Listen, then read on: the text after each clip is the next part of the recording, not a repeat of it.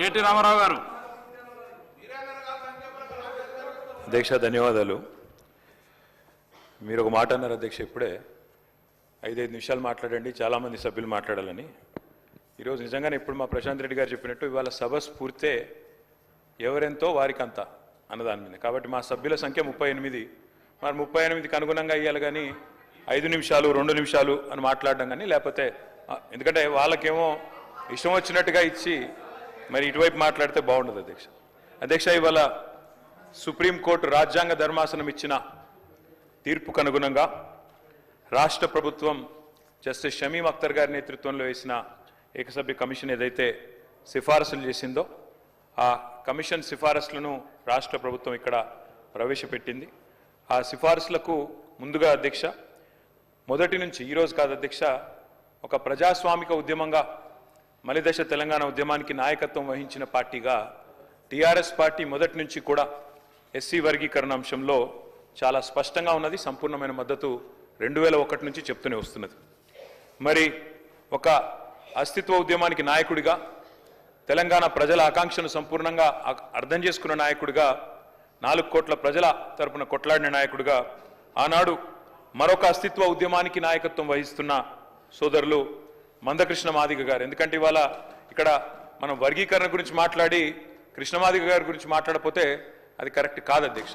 తప్పకుండా ఈ సభ కృష్ణమాదిగ గారికి, అదేవిధంగా వారితో పాటు పోరాడి అసూలు బాసిన అమరులకు కూడా మనం తప్పకుండా వారిని గుర్తు చేసుకోవాలని చెప్పి కూడా చెబుతూ, ఆనాడు ఎంఆర్పిఎస్ కానీ, తర్వాత టీఎంఆర్పిఎస్ కానీ, ఇతర సంఘాలు కానీ, ప్రజా సంఘాలు కానీ, సంస్థలు, వ్యక్తులు వారు చేసిన ప్రతి పోరాటానికి ఆనాడు కేసీఆర్ గారు ఉద్యమ నాయకుడిగా అండగా నిలబడ్డారు. ఆ తర్వాత 2014వ సంవత్సరంలో తెలంగాణ రాష్ట్రం ఏర్పడ్డ తర్వాత ముఖ్యమంత్రిగా అధ్యక్ష ఇప్పుడు ఏదో ప్రభుత్వం నుంచి ఏదో చెప్పే ప్రయత్నం చేసినారు. మేమేదో వర్గీకరణ విషయంలో వారేదో పోరాడితే మేము చిత్రీకరించే ఒక కుయుక్తిని కొంత ప్రయత్నం చేశారు ప్రభుత్వం. మీరు పాజిటివ్ దృక్పథంతో అడిగితే పాజిటివ్ సజెషన్స్ చెప్తాం అధ్యక్ష, కానీ వాస్తవాలను మార్చలేరు, ఎందుకంటే ఇది అసెంబ్లీ రికార్డు. అధ్యక్ష, 2014-29 నవంబర్ సరిగ్గా కేసీఆర్ గారు నిరాహార దీక్ష కూర్చున్న రోజు తర్వాత 5 సంవత్సరాల తర్వాత, ఆ రోజు ఆ దీక్షా దివస్ సందర్భంగా ఇదే శాసనసభలో గౌరవ ముఖ్యమంత్రిగా కేసీఆర్ గారు ఆనాడు ఈ వర్గీకరణ అంశానికి సంబంధించి తీర్మానాన్ని ప్రవేశపెట్టారు అధ్యక్ష. ఆ తీర్మానాన్ని నేను చదివి కూడా వినిపిస్తాను. This House supports the policy of categorization of scheduled castes to ensure equitable distribution of statutory benefits as per their population and their relative backwardness, and resolves to request the Government of India to bring in necessary amendment to the Constitution of India to give effect to the same. అంటే అవసరమైతే రాజ్యాంగ సవరణ చేసైనా సరే SC వర్గీకరణకు నడుం బిగించండి అని ఏకగ్రీవ తీర్మానం చేసి ఆనాడు తెలంగాణ రాష్ట్ర ముఖ్యమంత్రిగా కేసీఆర్ గారు కేవలం తీర్మానం చేసి చేతులు దులుపుకోలేదు అధ్యక్ష. ఇక్కడి నుంచి ముఖ్యమంత్రిగా, ఆనాడు ఉప ముఖ్యమంత్రిగా నాకు గుర్తున్నంత వరకు కడియం శ్రీయర్ గారు ఉన్నట్టున్నారు. ఇద్దరు కూడా కలిసి ఆనాడు అప్పటి ప్రధానమంత్రి నరేంద్ర మోడీ గారిని కలిసి ఎస్సీ వర్గీకరణ విషయంలో ఇది మా ప్రభుత్వం చిత్తశుద్ధి అంటూ ప్రధానమంత్రికి నేరుగా ఆ తీర్మానం కాపీని కూడా తీసుకుపోయి అందించిన ఘనత మా నాయకుడు కేసీఆర్ గారు అధ్యక్ష. అధ్యక్ష, డాక్టర్ బాబాసాహెబ్ అంబేద్కర్ గారు, ఎందుకంటే మంత్రి గారు కూడా వారిని గుర్తు చేసుకున్నారు. I wanted to quote doctor Babasaheb Ambedkar. అధ్యక్ష, ఒక మాట, గొప్ప మాట బాబాసాహెబ్ చెప్పిన మాట, so long as you do not achieve social liberty, whatever freedom is provided by the law is of no avail to you.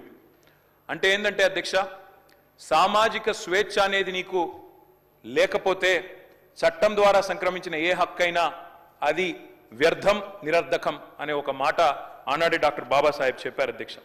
Doctor Babasaheb చెప్పిన విధంగా బోధించు, సమీకరించు, పోరాడు అనే అంబేద్కర్ తత్వాన్ని జీర్ణించుకొని పోరాడిన పార్టీగా మేము మొదటి నుంచి కూడా ఈ అంశంలో ఉన్న నిజాయితీని గుర్తించి ప్రతిపక్షంలో ఉన్న, అధికార పక్షంలో ఉన్న, ఉద్యమ పార్టీగా ఉన్న మొదటి నుంచి ఈ అంశాన్ని మేము గుర్తించాం అధ్యక్ష. అందుకే కేసీఆర్ గారు ముఖ్యమంత్రి అయిన తర్వాత ఆనాడు గాంధీ భవన్ మీద జరిగిన ఆనాడు నిరసన జరిగినప్పుడు కొంతమంది అమరులైనారు అధ్యక్ష.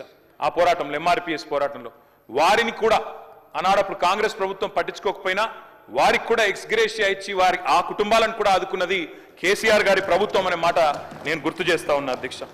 సుప్రీంకోర్టులో 10 సంవత్సరాల పాటు ఈ కేసులో ఇంప్లీడ్ అయి గట్టిగా వాదించి ఇందాక ముఖ్యమంత్రి గారు చెప్పినట్టు సీనియర్ మోస్ట్ కౌన్సిల్స్ని చాలా చాలా ఖర్చుతో కూడుకున్న ప్రయాసతో కూడుకున్న వ్యవహారమైనప్పటికీ వ్యయంతో కూడుకున్న అవసరమైన ప్రయత్నమైనప్పటికీ నియమించి మరి ఈ అంశంలో గట్టిగా వాదించి సరే చివరికి తీర్పు మొన్నొచ్చిండొచ్చు కానీ ప్రయత్నం ఎప్పటి నుంచో జరుగుతూ ఉంది. ఆ ప్రయత్నం మా ప్రభుత్వ హయాంలో కూడా బలంగా చేసినామన్న విషయాన్ని కూడా నేను గుర్తు చేస్తా ఉన్నా అధ్యక్ష. ఈరోజు మరి గౌరవ ముఖ్యమంత్రి గారు ఏదైతే చెప్పారో అధ్యక్ష, వారు చెప్పారు జస్టిస్ షమీమ్ అఖ్తర్ ఇచ్చిన నివేదిక మొత్తం చదివినారు. మేము కూడా ఇప్పుడే చదివినాం అధ్యక్ష. షమీమ్ అఖ్తర్ గారి నివేదికలో 2 ఇంట్రెస్టింగ్ విషయాలు చెప్పారు అధ్యక్ష. ఎస్సీల 59 కులాల జనాభా, అక్షరాస్యత, ఉపాధి, విద్యా సంస్థలలో ప్రవేశాలు, ప్రభుత్వ ఉద్యోగ నియామకాలు, ఆర్థిక సహాయం మరియు రాజకీయ ప్రాతినిధ్యాలకు సంబంధించిన డేటాను అన్ని ప్రభుత్వ విభాగాలు, గ్రాంటినేడ్ సంస్థలు, ప్రభుత్వ రంగ సంస్థల నుంచి విచారణ కమిషన్ సేకరించింది అని చెప్పారు అధ్యక్ష. చాలా సంతోషం. ఆ తర్వాత అన్ని అధ్యయనం చేసిన తర్వాత 3 గ్రూపులుగా విభజించామని చెప్పారు అధ్యక్ష. మరి 3 గ్రూపులుగా విభజించే క్రమంలో కూడా మీరు ఏం చెప్పినారు అధ్యక్ష? సామాజికంగా, ఆర్థికంగా మరియు విద్యాపరంగా. సామాజికంగా, ఆర్థికంగా.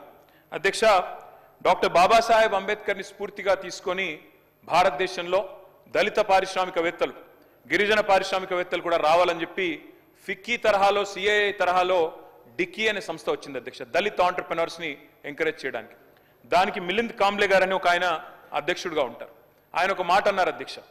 మరి వారన్న మాట ఏమంటే let us fight caste with capital. అంటే షమీమ్ అఖ్తర్ గారు చెప్పిన మాటనే ఇంకో పరంగా ఆలోచిస్తే కేవలం విద్యలో, ఉపాధిలో మాత్రమే కాదు, ఆర్థికంగా ముందుకు పోవడానికి కూడా దళితులకు అవకాశాలు కల్పించినప్పుడే న్యాయం జరుగుతుంది అనే ఆలోచన. మరి బహుశా అందులోంచేనేమో మరి చేవెళ్ల డిక్లరేషన్ అధ్యక్ష, ఇది SC ST declaration of Congress party. అందులో జస్టిస్ షమీమ్ అఖ్తర్ గారు చెప్పినట్టుగానే సామాజికంగా, విద్యాపరంగా, కేవలం ఉపాధి పరంగా మాత్రమే కాకుండా ఆర్థికంగా కూడా ముందుకు పోవాలనే ఉద్దేశంతో కాంగ్రెస్ పార్టీ ఇచ్చిన చేవెళ్ల ఎస్సీ ఎస్టీ డిక్లరేషన్ అధ్యక్ష. ఇది అందులో చాలా స్పష్టంగా చెప్పారు అధ్యక్ష. ఏమన్నారు? కేసీఆర్ గారు దళిత బంధు ఇస్తున్నారు, 10 లక్షల రూపాయల చొప్పున ఇస్తున్నారు. కాదు, మా ప్రభుత్వం కనుక వస్తే అంబేద్కర్ అభయహస్తం పేరిట ఎస్సీ ఎస్టీ కుటుంబాలకు 12 లక్షల ఆర్థిక సహాయం చేస్తామన్నారు.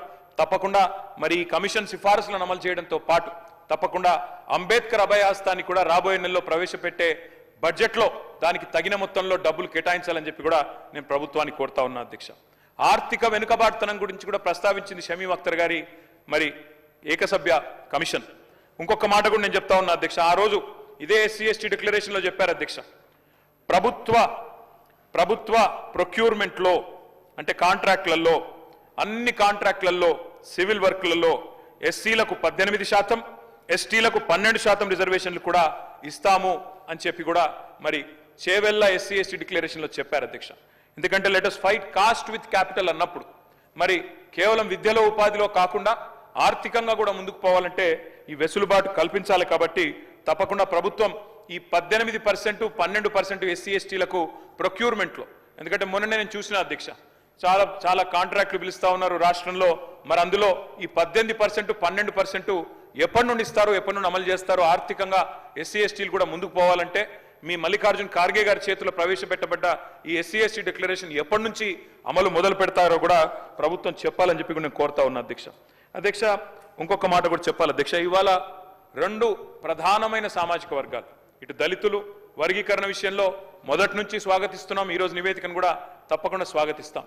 కానీ మరొక వైపు బలహీన వర్గాలు, 61% ఉన్న బలహీన వర్గాలకు సంబంధించి కూడా ఈరోజు శాసనసభలో ప్రభుత్వం ఒక స్టేట్మెంట్ ఇచ్చింది అధ్యక్ష. మేము బలహీన వర్గాల విషయంలో మాత్రం ఇవాళ మా శాసనసభ్యులు 38 మంది ఉన్నాం అధ్యక్ష. చాలా మంది ప్రిపేర్ అయినారు.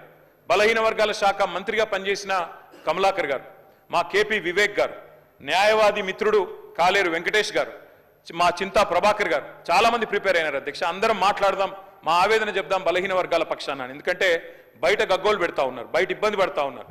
సంఖ్య తగ్గింది సమగ్ర కుటుంబ సర్వేతో అనే ధోరణిలో ఇవాళ బయట బీసీ సంఘాలు, కాంగ్రెస్ ఎమ్మెల్సీలతో సహా వారు కూడా ఆందోళన వ్యక్తం చేస్తూ ఉన్నారు. మరి ఎస్సీ వర్గీకరణ విషయంలో స్పష్టంగా 100% ప్రభుత్వ నిర్ణయాన్ని స్వాగతిస్తూనే బీసీల విషయంలో ఏదైతే ఇవాళ కాంగ్రెస్ పార్టీ దగా చేసిందో, 42% రిజర్వేషన్లు ఇస్తామని చెప్పి బీసీల గొంతు కోసిందో, 51% నుంచి 5% జనాభా తగ్గించి చూపెట్టిందో, దాన్ని తీవ్రంగా నిరసిస్తూ మా పార్టీ తరపున ఎస్సీ వర్గీకరణను స్వాగతిస్తూ బీసీల విషయంలో కాంగ్రెస్ పార్టీ చేసిన మోసాన్ని కాంగ్రెస్ పార్టీ చేసిన దగాను నిరసిస్తూ మేమందరం కూడా వాకౌట్ చేస్తా ఉన్నాం అధ్యక్ష.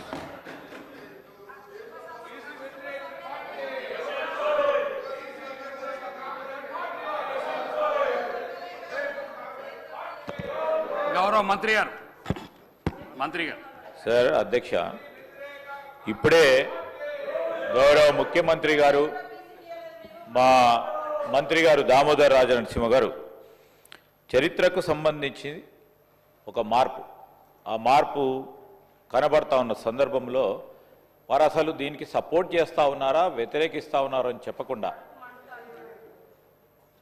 ప్రభుత్వానికి మంచి పేరు వస్తుంది, సమాజంలో అసమానతలు కోల్పోయి ఈరోజు మొత్తం పూర్తి స్థాయిలో నవ సమాజాన్ని నిర్మాణం చేయాలని మా కాంగ్రెస్ పార్టీ ప్రభుత్వ లక్ష్యం. వీళ్ళకే పేరు వస్తుంది అని, ఈ పేరు వారికే వస్తుందని ఏ మాట మాట్లాడకుండా మా సంబంధించిన మేనిఫెస్టో అంశాలు మాట్లాడి వారు ఏం మాట్లాడాలో తెలియక అసలు నిజంగా దళితులకు సంబంధించి వారు ఏ విధంగా రాబోయే కాలంలో ఆర్థిక పరంగా, సామాజిక పరంగా, విద్యాపరంగా ఏ విధమైన ఆలోచన ఇంకా చేస్తే బాగుంటుందని ఒక ఆలోచనలు ఇస్తారని అనుకున్న కేటీఆర్ గారు. కానీ ఏది చెప్పకుండా ఒక కారణం లేకుండా ఈరోజు ఈ స్టేట్మెంట్పై మీరు చర్చకు అనుమతి ఇచ్చారు. ఇది స్టేట్మెంట్ అధ్యక్ష. ఈ స్టేట్మెంట్ మీద మీరు అనుమతి ఇచ్చినప్పుడు ఒక్కరికో ఇద్దరికో ముగ్గురికో ఇది షార్ట్ డిస్కషన్ కూడా కాదు. ఆ సందర్భంలో స్పీకర్గా ఉన్న మరి ఆ చైర్లో కూర్చున్నప్పుడు వారు డైరెక్షన్ ఇచ్చిన తరుణంలో దాన్ని కూడా ప్రశ్నించి దానిపైన వాకౌట్ చేయాలని, ఏదో కారణంగా ప్రభుత్వానికి మంచి పేరు రావద్దని ఒక లక్ష్యం పెట్టుకొని ముందుకు నడుస్తూ ఉన్న టీఆర్ఎస్ పార్టీ ప్రజలే జవాబు చెప్తారు అని చేస్తూ ఇప్పటికైనా వారి ఆలోచన తీరును ప్రజలందరూ కూడా గమనించాలని కోరుతా ఉన్నాను.